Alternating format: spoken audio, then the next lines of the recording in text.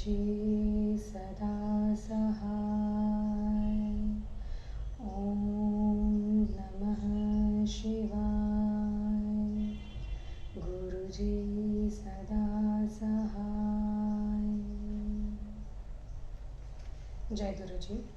अथ श्री शिव महापुराणे द्वितीयायां रुद्रसंहितायां तृतीयः पार्वतीखण्ड अथाष्टादशोऽध्यायः।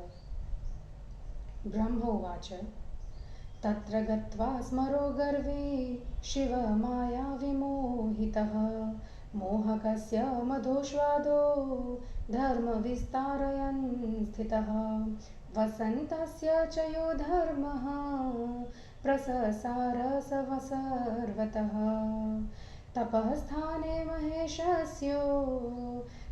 प्रस्थे मुनीश्वर वनानि च प्रफुल्लानि पादपानां महामुने आसन् विशेषतस्तत्र तत्प्रभावान् मुनीश्वर पुष्पाणि सहकाराणाम् अशोकवनिका सुवे विरेजुसुमरोदीप्ता कराणि सुरभिण्यपि कैरवाणि च पुष्पाणि भ्रमराकलितानि च बभूवुर्मदनावेश कराणि च विशेषतः सुकामोद्दीपनकरं कोलिकाकललुकूजितम् आसीदति सुरम्यं हि मनोहरमतिप्रियम् भ्रमराणां तथा शब्दा विविधा अभवन् मुने मनोहराश्व सर्वेषां कामोद्दीपकरा अपि चन्द्रस्य विशदा कान्तिर्विकीर्णा हि समन्ततः कामिनीनां च दुतिका इव सा भवत मानिनां प्रेरणायासीत् तत्काले कालदीपिका मारुतश्वसुखसाधो ववो विरहिणो प्रियः एवं वसन्तविस्तारो मदनावेशकारकः वनोकसां तदा तत्र मुनीनां दुस्सहोऽत्यभूत् अचेतसामपि तदा कामासक्तिरभून्मुने सुचेतसां हि जीवानां सति किं वर्ण्यते कथा एवं चकार स मधुः स्वप्रभावं सुदुःसहं सर्वेषां चैव जीवानां कामोद्दीपनकारकः अकालनिर्मितं तात मधुर्वीक्ष्य हरस्तदा आश्चर्यपरमं मेने स्वलीलात्तनुः प्रभु अथ लीलाकरस्तत्र तपः परमदुष्करं ततापसवशिषो हि हरो दुःखहरः प्रभुः वसन्ते प्रसृते तत्र कामो रतिसमन्वितः च्युतं बाणं समाकृष्य स्थितस्तद्वामपार्श्वतः स्वप्रभावं वितस्तार मोहयन् स कलाञ्जनान् रत्या युक्तं तदा कामं दृष्ट्वा को वा न मोहितः एवं प्रवृत्तसुरतो शृङ्गारोऽपि गणैः सह हावभावयुतस्तत्र प्रविवेश हरान्तिकं मदनः प्रकटस्तत्र न्यवसञ्चित्तगो बहिः न दृष्ट्वा तदा शम्भोश्छिद्रं येन प्रविश्यते यदा चाप्राप्तविवस्त्रस्तस्मिन् योगीवरे स्मरः महादेवस्तदा सोऽभून्महाभयविमोहितः ज्वलज्ज्वालाग्निसङ्काशा बालनेत्रसमन्वितं ध्यानस्थं शङ्करं को वा समासादयितुं क्षमः एतस्मिन्नन्तरे तत्र सखीभ्यां संयुता शिवः जगाम शिवपूजार्थ नीत्वा पुष्पाण्यनेकशः पृथिव्यां यादृशं लोके सौन्दर्यवर्ण्यते महत् तत्सर्वाधिकं तस्यां पार्वत्यामस्ति निश्चितम् आर्तवानि सुपुष्पाणि धृतानि च तया यदा तस्तौन्दर्य कथं वर्ण्यम् अपि वर्षशतेरपि यदा शिवसमीपे तु गता सा पर्वतात्मजा तदेव शङ्करो ध्यानं त्यक्त्वा क्षणमवस्थितः तच्छित्रं प्राप्य मदनं प्रथमं हर्षणेन तु बाणेन हर्षयामास पार्श्वस्थं चन्द्रशेखरं शृङ्गारेष्व तदा भावे सहिता पार्वती हरं जगाम कामसाहाय्ये मुने सुरभिणासहे तदैवाकृष्य तच्चापं रुच्यर्थशूलधारिणः धृतं पुष्पशरं तस्मै स्मरोमुच्चत्स्तुयं सतः यथा निरन्तरं नित्यमागच्छति तथा शिवं तं नमस्कृत्य तत्पूजां कृत्वा तत्पुरतः स्थिता सा दृष्ट्वा पार्वती तत्र प्रभुणा गिरिशेन हि विवृणवती तदद्गानि स्त्रीस्वभावात् सुलज्जया सुसंस्मृत्य वरं तस्या विधिदत्तं पुरा प्रभुः शिवोऽपि वर्णयामास तदद्गानि मुदा मुने शिव उवाच किं मुखं किं शशाङ्कश्च किं नेत्रे चोत्पले च किम भ्रुकुट्यो धनुषि चैते कन्दर्पस्य महात्मनः अधरा किं च बिम्बं किं नासाशु कचच्चुका किं स्वरः कोकिलालापः किं मध्यं चाथवेदिका किं गणी किं गतिर्वर्णयते हस्याः किं रूपं वर्ण्यते मुहुः पुष्पाणि किं च वर्ण्यन्ते वस्त्राणि च तथा पुनः लालित्यं चारु यत्सृष्टो तदेवात्र विनिर्मतम् सर्वथा रमणीयानि सर्वाङ्गानि न संशयः अहो धन्यतरा चेयं पार्वत्यद्भुतरूपिणी एतत्समन त्रैलोक्ये नारिकापि सुरूपिणी सुलावण्यनिधिश्चेयम् अद्भुताङ्गानि बिभ्रति विमोहिनी मुनीनां च महासुखविवर्धिनी ब्रह्मोवाच इत्येवं वर्णयित्वा तु तदगानि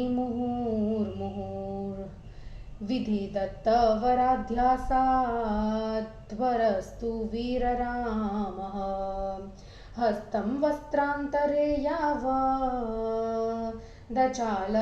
शङ्करः स्त्रीस्वभावाच्च सा तत्र लज्जिता दूरतो गता विवृण्वन्ती निजाङ्गानि पश्यन्ति च मुहुर्मुहुः सुवीक्षणैर्महामोदात् सुस्मिता भूच्छिवा मुने एवं चेष्टां तदा दृष्ट्वा शम्भुर्मोहमुपागतः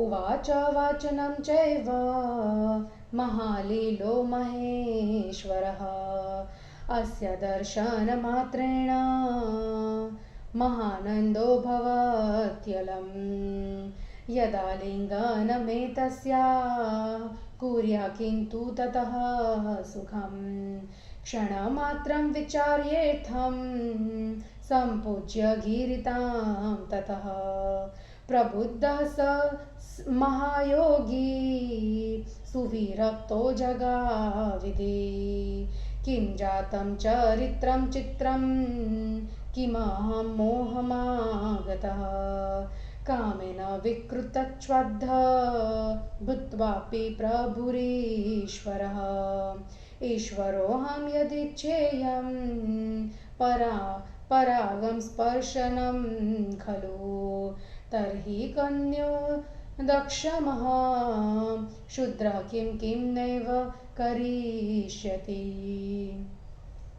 एवं वैराग्यमासाद्य पर्यङ्कासाधनं च ततः वारयामास सर्वात्मा परेश किं पतेदिह।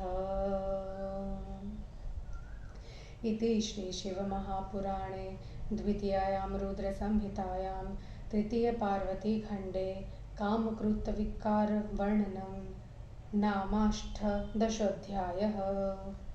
हिंदी अनुवाद। ब्रह्मा जी ने कहा, शिवजी की माया से मोहित वह घमंडी कामदेव वहां जाकर सबके मनों को मोहित करने वाली वसंत ऋतु की शोभा को फैलाने गया। हे नारद, जहाँ शिवजी तपस्या कर रहे थे उस औषधि वाली चोटी पर चारों ओर वसंत की शोभा फैल गई। हे महामुनि, कामदेव के प्रभाव से उस वन की सभी वृक्ष लताएं आदि प्रफुल्लित हो गए। आमों के वृक्षों पर बौर लग गए, अशोक वृक्ष भी विकसित हो गए। ये अत्यंत सुरभित काम तत्व को उभार रहे थे। भौरों से युक्त कमल पुष्प विशेष करके काम वासना को बढ़ा रहे थे। कोयल का कलरव काम की इच्छा को बढ़ा रहा था। उस समय वहाँ का वातावरण अत्यंत रमणीय और मनोहर हो गया था। हे मुनि, अनेक प्रकार से भौरे गुंजार करने लगे थे, जो सबके मनों को अपनी ओर आकर्षित कर रहे थे और काम वासना को बढ़ा रहे थे।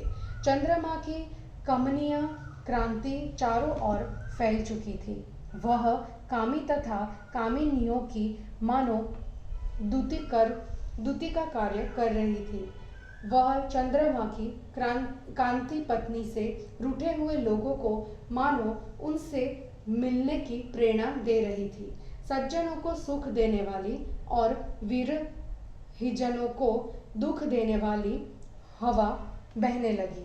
इस प्रकार कामदेव को बढ़ाने वाला वसंत ऋतु का विस्तार वनवासी मुनियों के लिए अत्यंत असह्य हो गया। जड़ सृष्टि भी उस समय कामासक्त हो गई। चेतना युक्त प्राणियों की तो बात ही क्या थी।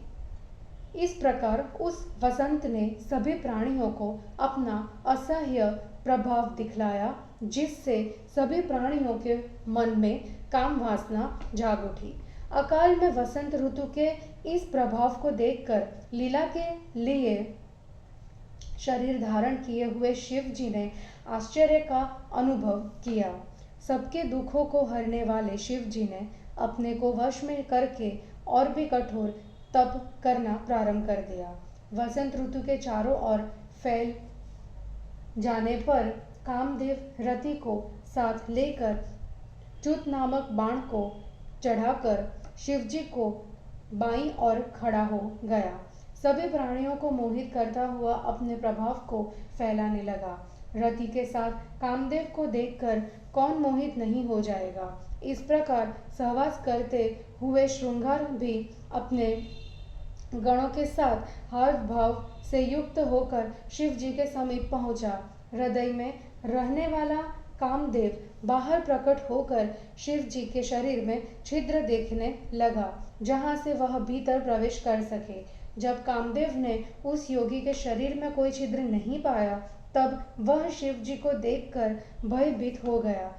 जलती हुई आग की लपटों से युक्त तृतीय नेत्र वाले ध्यान में स्थित शिव जी को कौन पा सकता है। इस बीच में सखियों के साथ पार्वती अनेक प्रकार के फूलों को लेकर शिव जी की पूजा करने के लिए गई। भूलोक में जिस प्रकार के महान सौंदर्य का वर्णन किया जाता है, उन सबसे अधिक सौंदर्य निश्चित रूप से पार्वती में है। ऋतु संबंधी पुष्पों को जब उसने शरीर पर धारण किया, तब उसके सौंदर्य का वर्णन 100 वर्षों में भी कैसे हो सकता है। जब वह पार्वती शिव जी के पास पहुंची, उस समय श्रृंगार संपन्न पार्वती भावों के साथ वसंत ऋतु की सहायता से शिव जी के पास गई। उसी समय त्रिशूलधारी शिव जी की इच्छा को जागरूक करने के लिए कामदेव ने सावधानी से पुष्प बाण का उन पर प्रहार किया। प्रतिदिन जिस प्रकार शिव जी के सामने पार्वती आती थी, उसी प्रकार आज भी आकर उनकी पूजा कर तथा उन्हें नमस्कार कर आगे बैठ गई। भगवान शिव जी ने आज पहली बार उसके अंगों की ओर देखा और पार्वती स्त्री स्वभाव से अपने अंगों को सिकोड़ने लगी।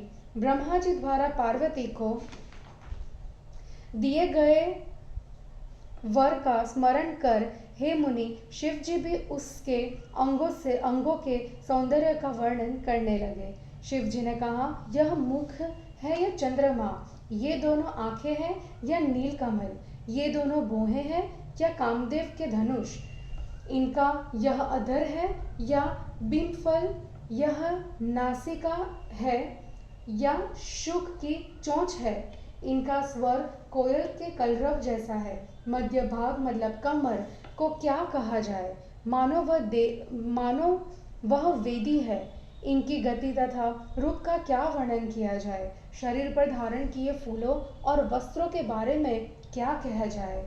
सृष्टि में जितना सौंदर्य है वह सब एक ही स्थान पर रख दिया है।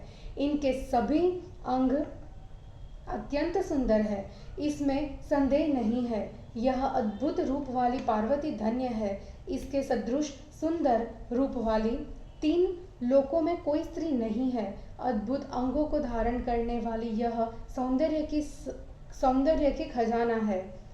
यह मुनियों को भी मोहित करने वाली और सुख को बढ़ाने वाली है।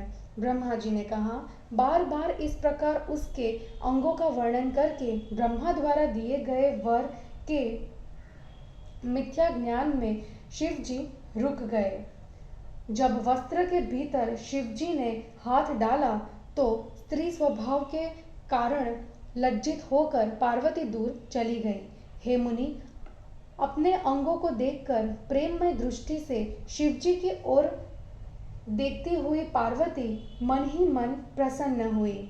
उसकी इन चेष्टाओं को देखकर शिव जी मोहित हो गए। महान लीला करने वाले शिव जी ने इस प्रकार कहा, इसको देखने मात्र से महान आनंद हुआ।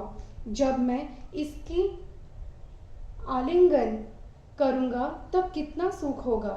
क्षण मात्र इस प्रकार विचार कर पार्वती की प्रशंसा कर जब वह सुविरक्त महायोगी